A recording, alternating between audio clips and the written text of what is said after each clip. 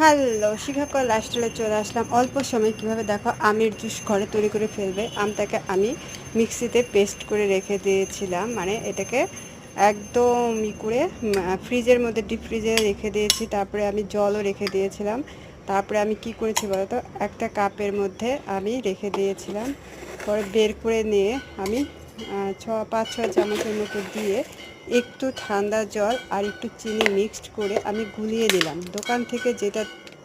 দোকান থেকে আমরা যেভাবে কিনে আনি তার চেয়ে এটা কোনো অংশে কম না। দেখো, ঠান্ডা জল মিক্সড করে খুব জলদি অল্প সময়ের মধ্যে দোকানের চেয়ে ভালো মাজা খাই আমরা, ফ্রুটি যেগুলো খাই সেরকম ফ্লেভারে। বাচ্চারা অনেক সময় খাওয়ানোর বাহানা করে, আমার মেয়ে তো আম খেতেই চায় না, এভাবে করে দিলে অবশ্যই খায়। আর দেখো, পুরো গ্লাস করে দিয়েছি, সে খেয়ে নিয়েছে। এটা আমার জন্য বানাচ্ছি। এভাবে তোমরা সংরক্ষিত করে ফ্রিজে রেখে জলদি বানাতে পারো। যে গরম পড়েছে, বেশি বেশি করে ফলের রস, জল এগুলো খেতে হবে, নাহলে রিহাইড্রেশন হবে, অসুস্থতা চলে আসতে পারে। সেখান থেকে রক্ষা পেতে হলে ফলের কিছু জুস বেশি বেশি করে খেতে হবে। আর সব কিছুই ভালো লাগলে অবশ্যই লাইক কমেন্টস করো, এভাবে পাশে থেকো। আর পারলে চ্যানেলটি একটু সাবস্ক্রাইব করে দিও, বেল আইকনটা অন করে করতে হবে।